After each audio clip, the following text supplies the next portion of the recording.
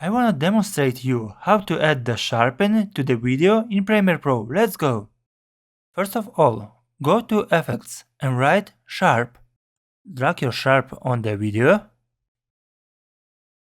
Then go to Sharpen Amount and write 500. As you can see, immediately we have this type of disturb. Go again to Effects and write Unsharp. Drag the Unsharp mask to the video. Scroll down. And here, by the radius, just write 25.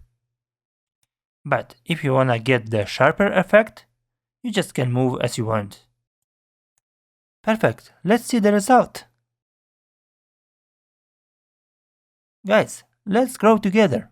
Put your like and subscribe.